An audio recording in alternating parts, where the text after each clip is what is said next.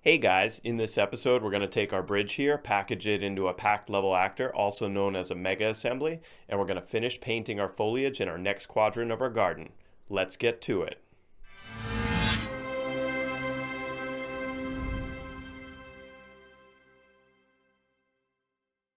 Welcome to today's episode, and today we're creating a couple of packed level actors, also known as Mega Assemblies. And what packed level actors allow us to do is basically take as many actors, as many static meshes, or really any kind of actor that we want, package them all together, and then reuse that anywhere in our game.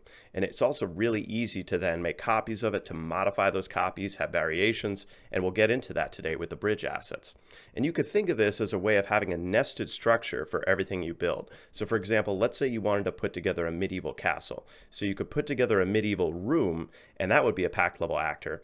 And then you could duplicate that and have variations of those, but you could also put multiple packed level actors all together and turn it into like a medieval tower.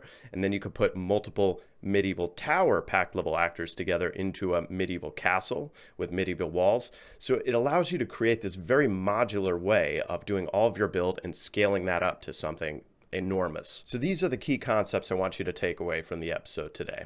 None of the last three are new, but by the end of this episode, you're really going to have a sense of how much you've learned about how to optimize both the aesthetics and the performance of foliage. All right, so last episode we used the mesh modeling tools to put together this bridge here. But the problem is that this bridge is still about 15 different pieces that we all kind of just drag together. And if I want to replicate this bridge in other parts of our level or other parts of our game for that matter, we don't have a good way of doing it. And so to start, I actually need to correct a mistake that I made last episode. Because if you remember, our bridge was at a 97-degree angle. And when I changed the pivot for all the pieces of our bridge using modeling tools, it didn't snap at that 2-degree increment. So our bridge is about 2 degrees off. And so because of that, I need to change the alignment of these three pieces of our bridge a little bit, just relative to the other pieces. So to start, I'm going to select everything and just drag it up, move it all the way into the sky.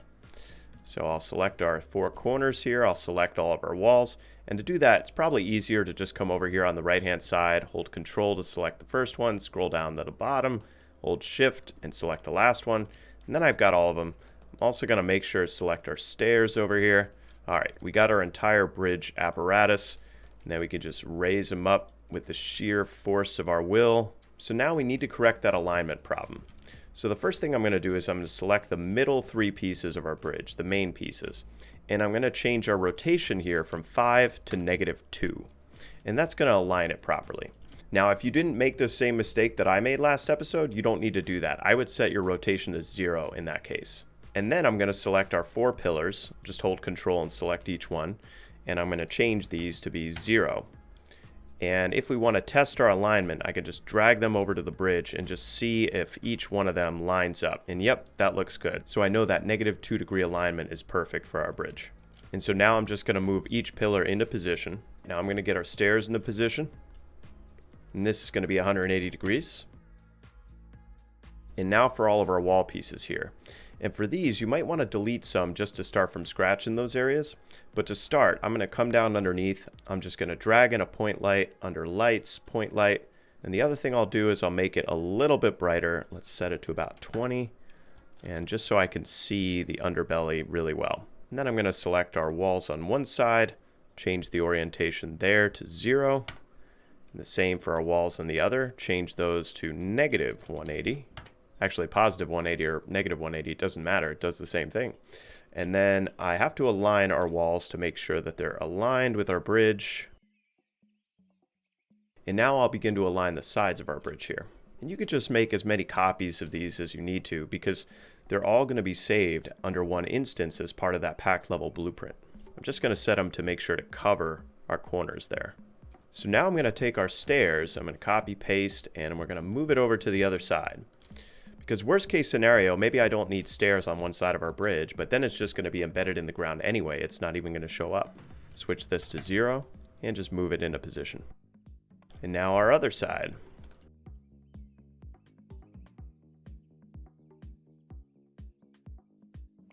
I think for this one, I'm going to flip it over just so that it aligns properly.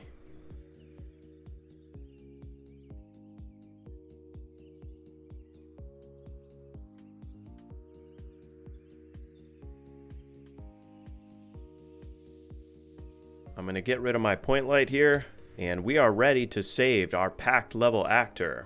So the first thing we need to do is we need to select all of our actors. So let's make sure to get every single thing here. And then for all of these pieces, we can just select our modular stone wall all the way at the top, come down all the way to the bottom, select all those. And if we forget something, we can always break the packed level actor after the fact and add something to it. And I'll actually show you how to do that in a little bit. But now that we've got all of our actors selected here, I want you to right click anywhere on those actors. And we can go to level, and then there's a second option for create packed level actor. And we get this new packed level actor, and we have to choose our pivots. So this is selecting our center minimum Z, so the lowest level of our center as our pivot point. And that's usually the best option, but sometimes if you want, you could choose a specific actor in your collection of actors here. But I'm going to keep mine center minimum Z, and then say OK. And this is actually going to save the packed level actor as a level. It's its own independent level that's storing the data. And that means you can have pretty much any kind of actor in this the same way you would a normal level. But I'm going to save mine under Mega Scans, 3D Assets, or Lakes, Rivers, Paths, Main Palette. I'm going to create a Bridges folder. And in that Bridges folder, I will save that as Bridge 1. And then I also have to save it as a blueprint as well. So the level stores the data, but the blueprint allows us to reference that data in whatever level we want. So you can kind of think of it as a nested level structure where you have a level within a level within a level. And you could have mega assemblies, you could have these packed level actors with multiple packed level actors inside of them. So I'm going to save this as BPP Bridge 1. And so then we've got our packed level actor bridge. And if you want to test that out, you can just delete it out of your scene and come back down to the content drawer, navigate to that folder that you saved it under, and you should see a blueprint. Now you can go into the level directly to edit it, and let me show you that really quick. If you double click on that, you're just going to need to save your existing level. Save it, and it'll open up and you'll say, where's my bridge? What happened? So by default, there's no light in this scene, so you can't see it. So you have to change your view mode to unlit. And then if you zoom out, you'll be able to see it just fine. And from here, you can edit it in the level directly, but I prefer to use the blueprint to drag it into our main level, and then I can edit it in there. So I'll show you how to do that. So let's go to File, Open Level, and we'll go back to our main level. So to get there, we navigate to Third Person, and then our Maps, and that was our core third person map. And when you go here, just make sure to change back from unlit to lit mode, and then you'll be back to the normal status. And you see, we've actually got our packed level actor in here, but I can select that, delete it out, because I'm going to show you how we can just drag this in multiple times. So we just select our BPP Bridge 1, drag it in, and then I just want to change the rotation slightly on it. So I can select it, come to our details panel, and we can set the rotation to, let's say, 5. I'll look down underneath to make sure it's lined up. And that's our pivot point, right? Right in the center, the minimum Z location. And so there we go, our packed level actor working just fine. But here's the thing, I'd like to make some updates to this. So this episode, I'd like to add a couple of new things to our bridge here. And so if you go down into the description below, you'll see a link to a spreadsheet. And in that spreadsheet, we have links for all the Quixel Bridge assets that we use in our game here. And so you can just copy those codes, paste them into Quixel Bridge, and download them just like that. And so we have a couple of new things, a couple new Japanese lanterns that we're going to use to decorate our bridge here today. So now how do we edit our packed level blueprint here? Well, it's really easy. So on the right hand side, if we go in the details panel, at the very top of it, we have this edit option. And when you select that, it kind of grays out everything else and we know exactly what we're editing here. And so what I can do, I can navigate to my content drawer, Lakes, Rivers, Paths, Main Palette. And this is where I put the 2 Japanese lanterns that we downloaded. So we have this one and we have this one. So I'm going to start with the UFOKCIIFA. Yeah. And I can select that Japanese style lantern and drag it in. And so what we're going to do is I'm literally just going to place these directly on top of our actor here. And because I set the bridge rotation to be 3 degrees, I also need to do that for these. So I'll set it to 3 degrees and I'll position it directly on the corner. But the problem is the material's all wrong, right? So if you come back into our details panel for the lantern, and under materials here, if you search for flagstone floor, and this is something that we used last episode, and that's going to make it match exactly with the pillar below. And you could use whatever material you want for these. So then once I've got that, I can Control-C copy, Control-V paste, and I'm just going to bring that into the other 3 locations. and just bring them up so that the base is just below the edge of our corner pieces here. All right, so that looks good. So how do we save this? It's very simple. We come up to the very top, our BPP bridge 1 is highlighted there, and then commit changes. And so there we have it. So from here, I could just drag in as many of these copies as I want. If I go back to the main palette bridges folder, I could just drag in a copy and then drag in a copy and then drag in a copy. You get the idea. But obviously I don't want all these looking exactly the same, right? Because I have ideas for making each bridge look a little different. We're only going to change it a little bit this episode. We're not going to do some crazy elaborate bridge setup yet, but in the future, definitely. So how do we change our bridge here without affecting this one? Well, first thing I'm going to do is I'm going to drag it over to our new position that I want it in. So I'll change our camera speed, go way up, and for this episode, we're setting up our air quadrant, which is over here. So let's set up our connection between the two quadrants. Well, for this bridge, I want to use the other kind of lantern. So how do I do that? Well, the first thing I'm going to do is I'm going to right-click on this particular asset. Now, make sure you make a duplicate of it relative to the first bridge because we don't want to mess up that one. And for this one, we'll right-click and then come down to level, and there's actually an option to break it. And so that's exactly what we're going to do. And you see here that there's an option for levels. Now, if you had multiple pack level actors within each other, you could have that nested structure. Then you could break multiple pieces. But in this case, we only have one level because all of these are individual static mesh actors. So we'll go to level, we'll go to break, one is fine, break level instance. Yep, action can't be undone, I am sure. Now all those static meshes are still selected, but we still have that blueprint right here. So here's what I'm gonna do now. I'm gonna right click on this, and now I'm gonna create a new one, and we're gonna create packed level actor. Same thing, center minimum Z, that's fine, okay. And I'm gonna navigate back to our Mega Scans folder, 3D assets, into our lakes, rivers, paths, main palette, back into bridges, okay. So for this one, it's gonna be bridge 2, save. And same thing, BPP bridge 2 for our blueprint. And now for this one, I do wanna edit it, right? Because I wanna change out the lanterns with the new lanterns. So I'll go to edit here. I could delete out those 4.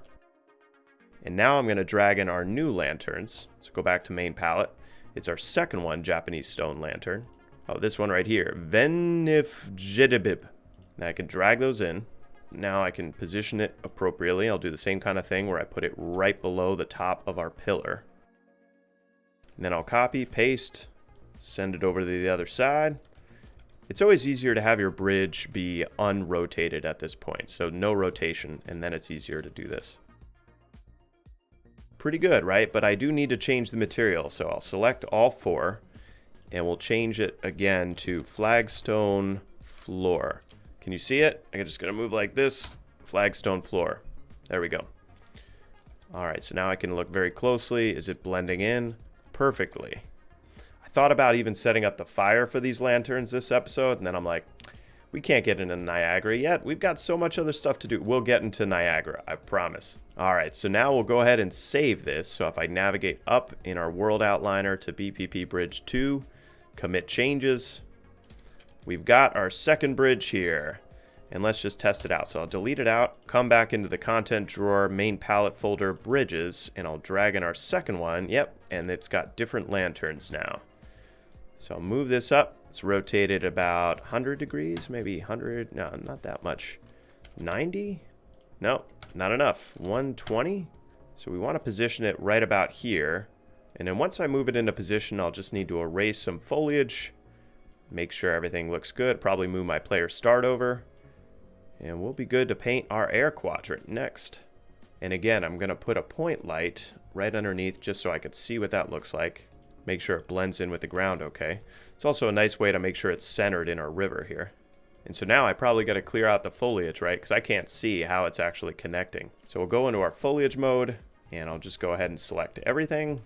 And then I'll unselect just our pebbles here, because I don't want to erase those. And set our brush to about, 150 should be fine. Make sure you're in erase mode, because otherwise you're going to paint a ton. And we can just erase our foliage here. Oh, I forgot to uncheck our pebbles. And that's looking pretty good. I think I'm just going to lower our landscape slightly to blend in on this side. So I'll go over to landscape mode and erase, and then make sure you're in sculpting. I'm just going to change our tool strength something really, really light. 0.01 should do it. I'll make our brush size very small too. Let's say 300. And just lowering that really slightly. So now I'm going to go back to our foliage mode, and I'm just going to paint our pebbles right up to our bridge here. So make sure to uncheck everything. So select the top, come on down, select the bottom, uncheck, and we're just going to select our pebbles only. Select that. And we'll go back to our paint mode, crank up our density to 1 again. All right, we're all set. So now we're ready to start painting our air quadrant. And for this, my vision is we're going to have that same rocky path, but then along the path, we're going to have flowers that are very short, but then a next level where they're a little bit taller, and the final level where they're a little bit taller. So the first thing I'm going to do is I'm going to paint just a preliminary layer of pebbles all around our path where I want the path to be, because that's going to help us then sculpt out that path, make sure it's flat across our entire air quadrant. So we already got our pebbles, our Nordic beach rocky ground selected under foliage mode. And so for this, I'm going to change the paint density of something lower, like 0.3, because all I'm trying to do initially is just see where it's going to go around our quadrant. And so just like we did with the water quadrant, I'm just going to paint a meandering path all around. It doesn't have to be all that even right now. This is totally fine. So now we've got to go into our landscape mode. We've got to go to erase, because we basically got to make that entire area flat for our pebbles. And for this, I'm going to make sure our tool strength is 1. I'm going to change our brush size to be pretty big, so about 800. And then I'm going to run it over the same path that our pebbles already made. And you should see the pebbles just disappear for a second, then they'll come right back, because it's basically readjusting a landscape underneath them. And now we could take a look. Yeah, so that looks pretty good. And we still got some uneven parts of our landscape in the middle, which I like. I want to keep that. All right, now back to foliage mode. And we're going to crank up the density on our pebbles, so back up to 1. And if you come down to the pebbles, just make sure that our density per 1 kilounit is 400. And our paint density is 1. And we'll keep our brush size to about 150. And so now we just run our brush over our same path. Doesn't have to be perfect. Can be a little bit uneven. And just lift up the mouse every now and again, just so it saves. In case you mess up, you can always undo then.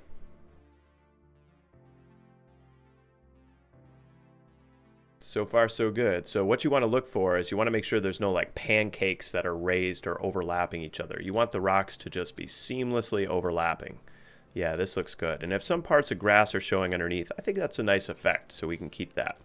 Also, if you have some parts of your landscape that are kind of out of sorts, like right here, we can raise that up. So I'm just going to go to erase here, take care of that. All right, now the next step is to put our rocks along the edges, just like we did in both the water and the earth quadrants. So if you come down to your content drawer, for this we got to go to our 3D assets, our lakes, rivers, paths, main palette. And the rocks we're using in our air quadrant is this VCL JBB1IW. And so for each of these, you know the drill if you followed our last episode. So we got to go into our static meshes, each one. We're going to give each a 26 DOP simplified collision, just like that. And I'll just do this for each mesh. And so now we got to create foliage actors for each one of our static mesh assets, right? So the easiest way to handle that is if you go into the small limestone rocks that we used last episode, what I would do is I would just copy one of our existing foliage assets here. So you can just drag that into the small rocks pack right below it. And then you could just say copy here. If I come back into that, if I then open it and search for small rocks, and if you scroll to the very top of that list, it's the VCL JBB, that one. And we want to keep everything else pretty much exactly the same. The cull distance, all that stuff. So I'll exit out of this, and then come back in our content drawer. I'm just going to duplicate this 6 times so that we have 7 rocks. Right click, duplicate, duplicate, duplicate. And then for our remaining 2 through 7, we just need to switch out the static mesh asset. And for this, just to save some time, you can right click on the folder and say show a new content browser. And that's going to save some time in selecting these. And when you're done, just look over your foliage assets, make sure you don't have the same rock in any one of them, and you know you're good to go if they match down here. What I forgot to do is change the names of each of these. So if you right click, we're just going to rename it and name it Air Quadrant. All right, so now we're all set. So now you know the drill. We take all of our foliage actors and we drag them into the foliage palette, and they should be at the very top because these are all sorted alphabetically, and air starts with the letter A. And then I can select all 7, check, and make sure you come down here to our Nordic Beach Rocky Ground, uncheck that. And for these, we got to keep our density high. 1000 is totally fine. And our brush size, though, that's going to be tiny, minuscule. So set it down to about 10. And the scale is the same as our water and our earth quadrant. So 1.8 to 2.2, that's totally fine. The Z offset, -15, -10. The random pitch angle, that's good too. We're all set. So let's start painting. So just on the very edges, try to stay with that edge as best you can.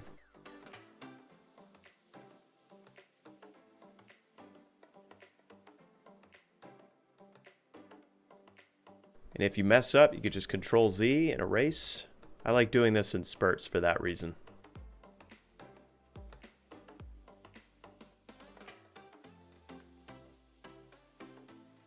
And in our child material for these rocks, I forgot to turn off the settings that blend them in with our landscape. So let's go back to our content drawer. We'll jump into our material and we'll just zero out our 3 global scalar parameter values here. So now let's give it a quick play, see how that looks. And when you play, make sure you turn on your FPS so you can watch your FPS, make sure that looks okay. Yep, looks good so far. So now we're on to foliage painting for our air quadrant, but we need to do a few quick tweaks to our textures and make sure that they show up properly in the quadrant. So if you come down to your content drawer, go into your 3D assets, and actually we're going to go back to Megascan's 3D plants into our air quadrant folder, main palette. And you should have these 4 folders if you downloaded these from the spreadsheet this episode. And we're going to start in our violet wood sorrel here.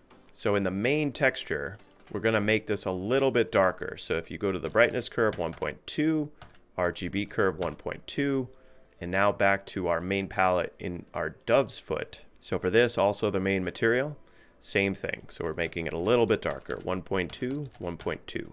The next one is the main palette, the periwinkle. I just want to up the saturation for this to make the flowers brighter. So if we go into that, saturation 1.2. And the last one is the big leaf hydrangea. Again in the main material, and we're making that 1.2 to 1.2. A little bit darker.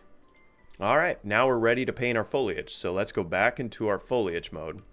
And for this, what I like doing is I like starting with kind of a blank slate for these. So if you select the top one of all of our 0 assets here, select the bottom one, and I'm just going to remove those from our palette. Make sure you don't do that for any that have already been painted in any of the other quadrants.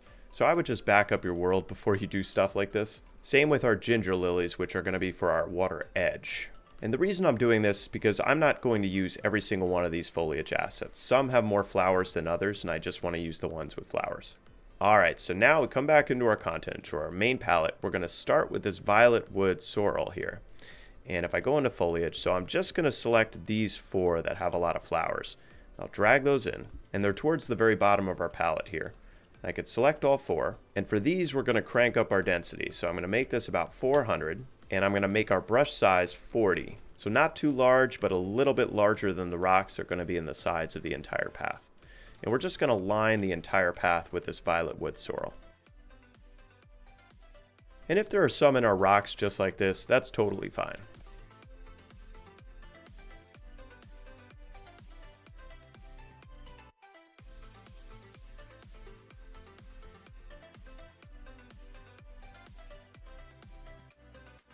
And we're going to line both sides of our path here.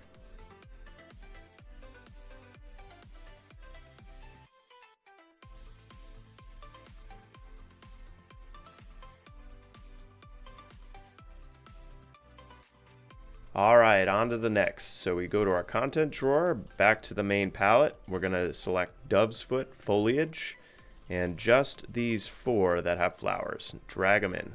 And then uncheck our violet wood sorrel, come up to our dove's foot and check those off. And for these, we're going to change the scale a bit. So they're going to vary from 1.8 to 2.2. And we're going to use the same brush size, paint density, and density per 1 kill unit is set to 100. And we run it across all the paths. I know this is taking time, guys, but promise it's going to look good. Just on the very outer edge of the violet wood sorrel. My hand's cramping up. You guys ever try an ergonomic mouse? I tried it once, just made my hand feel weird. Now on to our periwinkle.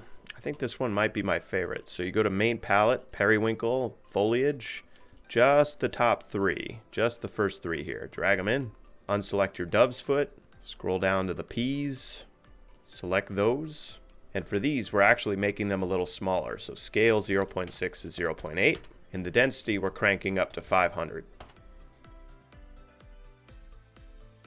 And now on to our very last one, the big leaf hydrangea. Not sure how to pronounce that. For this, it's really important that we pick the right one. Some of these assets have 200,000 triangles, an obscene amount of triangles. So if we go into foliage, make sure to pick this, this, this, and this. So those 4 have smaller amounts of triangles. Some of them are just crazy. So I'm going to drag those in, and I'll come down to the bees. And for these, the scale is going to be 2.8 to 2.8, exactly the same. And I'm also lowering the density of these down a bit, so down to 25. And we're keeping our brush size to 40, our paint density to 1. Our final layer here we go. Woo! Finally done, huh? Man, I'm gonna need to rest that wrist. All right, let's hit play. Let's see what our frame rate is, and we'll go from there. So not too bad. Not as bad as our water quadrant, actually. I still have some ideas for improving the performance over there, but that's just the sheer density of our quadrant. But there's definitely some things we can do here to improve our performance. And also I see some aesthetic issues. I see our big blue flowers, the big hydrangeas, they're changing as I'm running towards them. Let's see what we can do to adjust that. So the first thing we're going to do to improve performance is set cull distances for our assets. So if I go into the content drawer, big leaf hydrangea, I'll go into our first one. We've got to do this for all 4. And for our big ones here, I'm going to set it to about 8,000 to 10,000. 8,000. And make sure to do this for all 4. And now on to our dove's foot. So dove's foot, this is a smaller one. So if I go into the foliage for these, I'm just going to set these to about 4,000 to 5,000.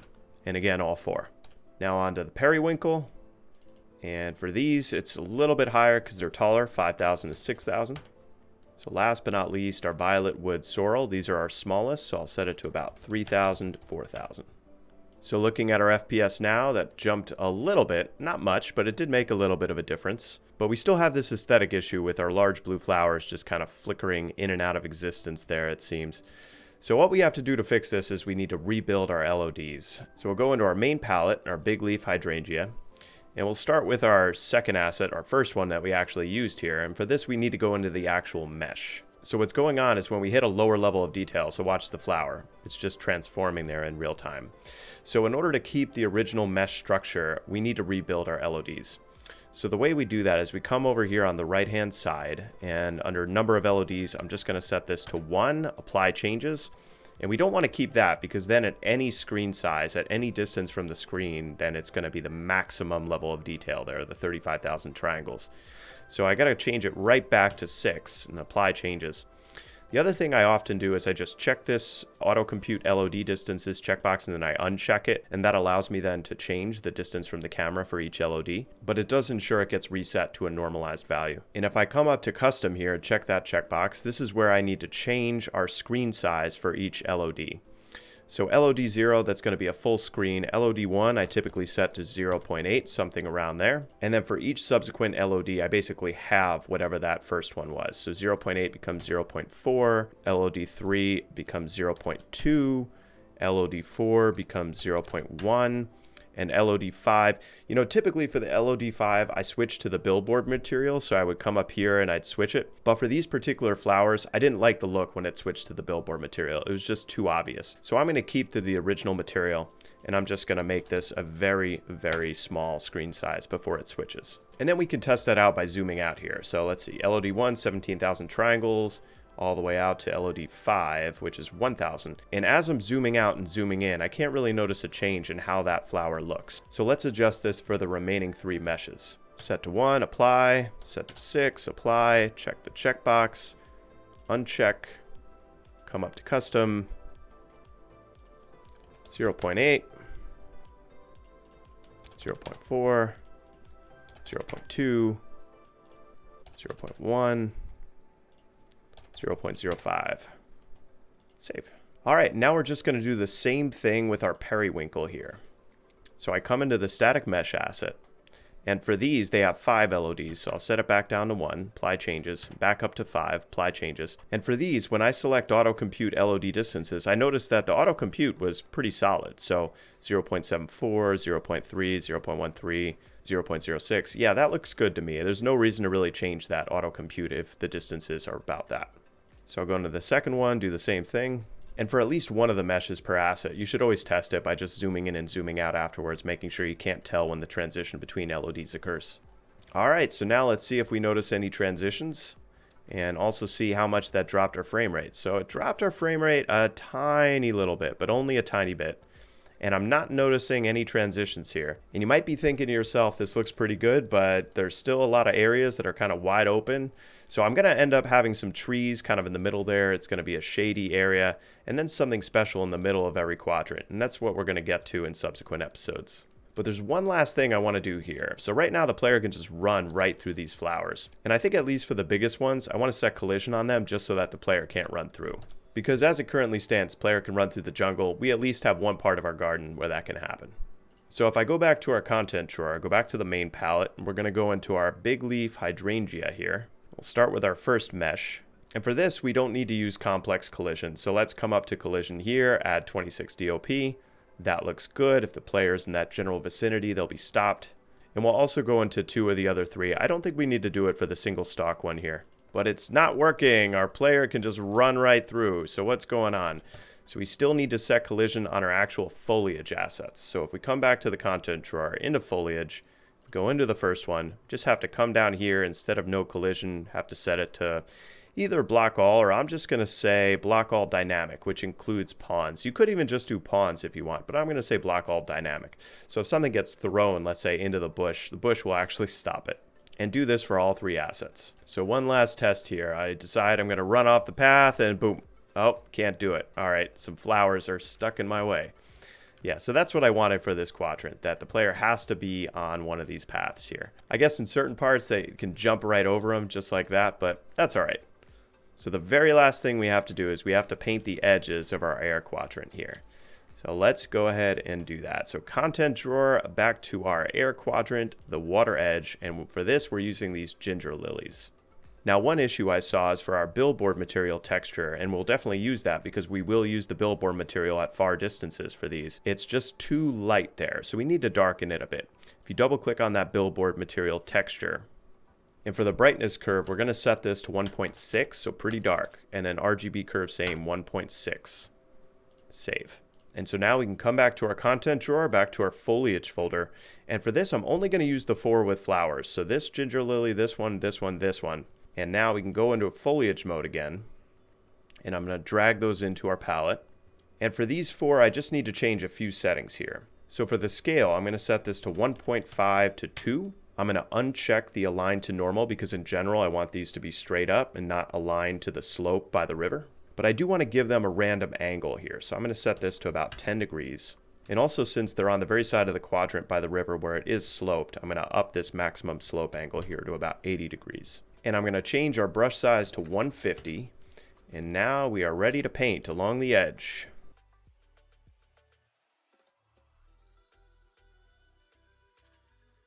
And I'm just going to erase the edges very close to our bridge here. And I can see the switch to our billboard material when I back away there. It's the right color, but the switch is happening a little bit too close to the screen. So let me go to our content drawer, back to our main folder here. And if I go into each mesh, so I'll start with this one. And what I have to do is I have to go right back to that custom check mark. If I go down to the very last LOD, that's the switch to the billboard material down here. And I'm just going to switch that to a much lower value, maybe about half of what it is. So 0.05, save. And I'll do that for each of the 4 mesh assets that I'm painting. And if you didn't watch our last episode, so the billboard material, it's basically a 2D material, and it's much less performance intensive than the typical. And so we do like that switch because it prevents performance issues, but we want to make sure it happens further away. All right, last FPS and aesthetics test. And you know, it occurred to me that we never disabled the 6,000 run speed when toggling the walk-run toggle. So let's kind of zoom around and see how this looks. We've got our mini racetrack here. And that's looking pretty good, right? So I can't even tell, given that I'm going at a crazy speed, but even when I slow down, I can't even tell when the transitions happen between LODs. For our billboard material, for our water edge, I can't really tell when that transition's occurring. I can, I guess, if I stare at it way in the distance. And then this is also a good test of our water quadrant over there. So I see all the assets, right? And then if I get closer, some of those come into view. but I could still see it, which is good. I could see the ones that are very tall. So that concludes our episode for today. And for our next episode, I thought about this a little bit, and I think we're going to do something a little different. You know, all this art stuff that we've been doing subtly over the last 3 episodes or so, I really want to show you my process because I'm not an artist. And I want to show you what process I do use to figure out what looks good, what's going to make a scene, basically what my process is for building a scene from scratch. And so if that doesn't interest you, that's totally fine. You could skip over the next episode. But I figured it was good to show you that. So if you want to build your own scene, you can follow a process. You know what steps to take in getting where you need to be. And by the end of that episode, our garden won't be done entirely, but it'll be pretty close. And then we just have walls or borders. We have to do water. We have to do effects with Niagara. It's going to be a lot of fun. So I hope to see you there.